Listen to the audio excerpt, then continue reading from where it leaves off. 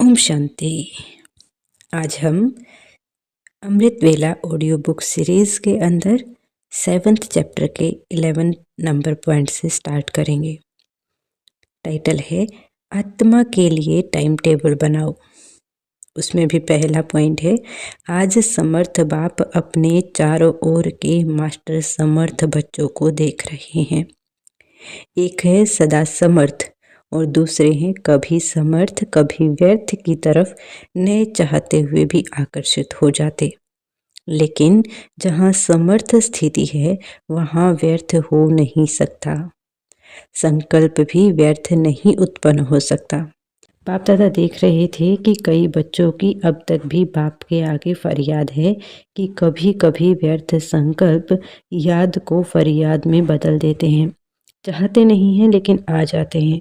विकल्पों की स्टेज को तो मेजॉरिटी समय तक समाप्त कर लिया है, लेकिन व्यर्थ देखना, व्यर्थ सुनना और सोचना, व्यर्थ समय गंवाना, इसमें फुल पास नहीं है।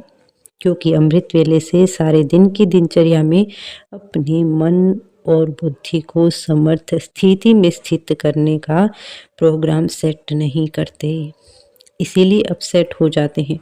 जैसे अपने स्थूल कार्य के प्रोग्राम को दिनचर्या प्रमाण सेट करते हो, ऐसे अपनी मनसा समर्थ स्थिति का प्रोग्राम सेट करेंगे तो स्वतः ही कभी अपसेट नहीं होंगे। जितना अपने मन को समर्थ संकल्पों में बिजी रखेंगे तो मन को अपसेट होने का समय नहीं मिलेगा। आजकल की दुनिया में बड़ी पोजीशन वाले, जिन्हों को आईपी या वीआईपी कहते हैं, वह सदा अपने कार्य की दिनचर्या को समय प्रमाण सेट करते हैं। तो आप कौन हो? वह भले वीआईपी हैं, लेकिन आप सारे विश्व में ईश्वरीय संतान के नाते, ब्राह्मण जीवन के नाते आप कितनी भी आगे लगा दो तो भी कम है, क्योंकि आपके आधार पर विश्व परिवर्तन होता है। आप विश्व के नव निर्माण के आधार मूर्त हो, बेहद के ड्रामा के अंदर हीरो एक्टर हो और हीरे तुल्य जीवन वाले हो। तो कितने बड़े हुए। यह शुद्ध नशा समर्थ बनाता है और देह अभिमान का नशा नीचे ले आता है। आपका आत्मिक रूहानी नशा है, इसीलिए नीचे नहीं ले आता, सदा उड़ती कला की ओर ले जाता है। तो व्यर्थ की तरफ आकर्षित होने का कारण है अपने मन बुद्धि की दिनचर्या सेट नहीं करते हो। मन को बिजी रखने की कला संपूर्ण रीति से सदा यूज नहीं करते हो।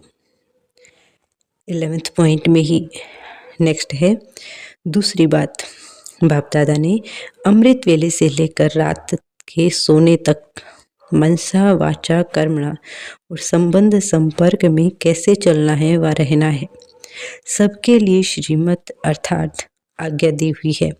एक छोटी अवज्ञा, अमृत वेले का नियम आधा पालन करते हो, उठ करके बैठ तो जाते हो, लेकिन जैसे बाप की आज्ञा है उस विधि से सिद्धि को प्राप्त करते हो, शक्तिशाली स्थिति होती है। स्वीट साइलेंस के साथ साथ निद्रा की साइलेंस भी मिक्स हो जाती है। बाप दादा अगर हर एक को अपने सप्ताह की टीवी दिखाएं तो बहुत मजा देखने में आएगा। तो आधी आज्ञा मानते हो, नेमिनाथ बनते हो, लेकिन सिद्धि स्वरूप नहीं बनते हो। इसको क्या कहेंगे? ऐसी छोटी छोटी आज्ञाएं हैं, जैसे आज्ञा है किसी भी आत्मा को न दुख दो न दुख लो। इसमें भी दुख देते नहीं हो लेकिन ले लेते हो ना। व्यर्थ संकल्प चलने का कारण ही यह है, व्यर्थ देख लिया सुन लिया तो दुखी हुए, सुनी हुई बात न चाहते हुए भी मन में चलती है। यह क्यों कहा, यह ठीक नहीं कहा, यह नहीं होना चाहिए। व्यर्थ सुनने देखने की आदत मन को 63 जन्मों से है, इसीलिए अभी भी उस तरफ आकर्षित हो जाते हो। छोटी छोटी अवज्ञाएं मन को भारी बना देती हैं और भारी होने के कारण ऊंची स्थिति की तरफ उड़ नहीं सकते। यह बहुत कोई गति है, जैसे पिछले जन्मों के पाप कर्म बोझ के कारण आत्मा को उड़ने नहीं देते। ऐसे इस जन्म की छोटी छोटी अवज्ञाओं का बोझ जैसी स्थिति चाहते हो वह अनुभव करने नहीं देती। थर्ड पॉइंट है, आप हर एक अमृत वेले से ही अपना टाइम टेबल बनाओ कि आज के दिन क्या क्या करना है। जैसे शारीरिक कार्य का टाइम टेबल बना है वैसे आत्मा की उन्नति का भी टाइम टेबल बनाओ। समझा? इसमें अटेंशन और चेकिंग कम है। अब ऐसा टाइम टेबल बनाओ, अमृत वेले अपने पुरुषार्थ की उन्नति का प्लान सेट करना है कि आज किस विषय पर व किस कमजोरी पर विशेष अटेंशन देकर इसकी परसेंटेज बढ़ावें। हर एक अपनी हिम्मत के अनुसार वह प्लान बुद्धि में रखे कि आज के दिन में क्या प्रैक्टिकल में लाएंगे और कितनी परसेंटेज तक इस बात को पुरुषार्थ में लाएंगे। अपनी दिनचर्या के साथ यह सेट करो और फिर रात को यह चेक करो कि अपनी सेट की हुई पॉइंट को कहाँ तक प्रैक्टिकल में और कितना परसेंटेज तक धारण कर सके। यदि नहीं कर सके तो उसका कारण, और किया तो किस किस विशेष युक्ति से अपने में उन्नति का अनुभव किया। यह दोनों रिजल्ट सामने लानी चाहिए।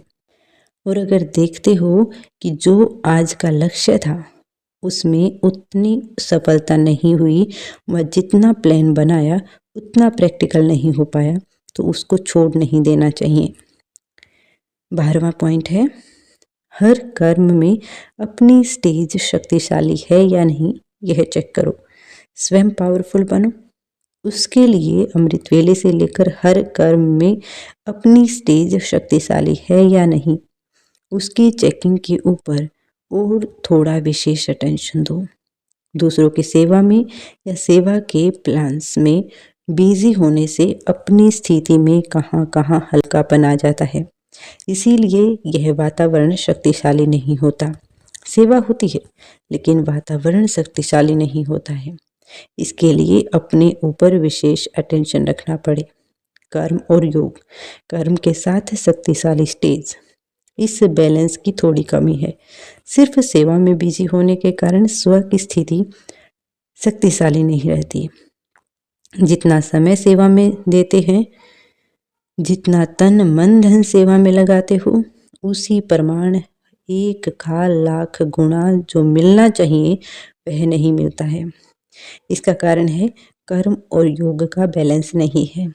जैसे सेवा के प्लान बनाते हो, पर्चे छपाते हो, टीवी रेडियो में प्रोग्राम देते हो, जैसे वह बाहर के साधन बनाते हो वैसे पहले अपनी मनसा शक्तिशाली का साधन विशेष होना चाहिए।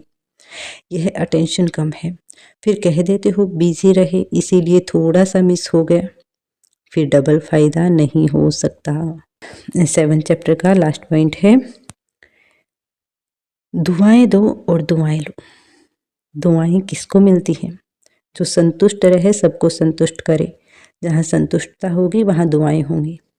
और कुछ भी नहीं आता हो कोई बात नहीं, भाषण नहीं करना आता कोई बात नहीं, सर्वगुण धारण करने में मेहनत लगती हो, सर्व शक्तियों को कंट्रोल करने में मेहनत लगती हो, उसको भी छोड़ दो।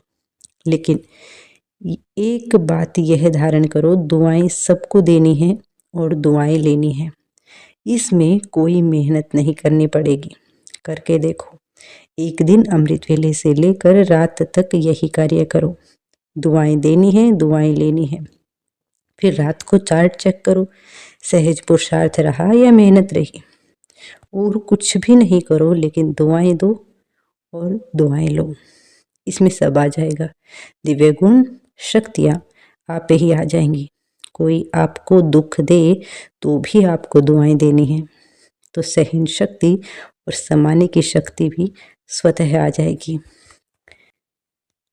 नेक्स्ट चैप्टर है अमृत वेले की समस्याएं और निवारण।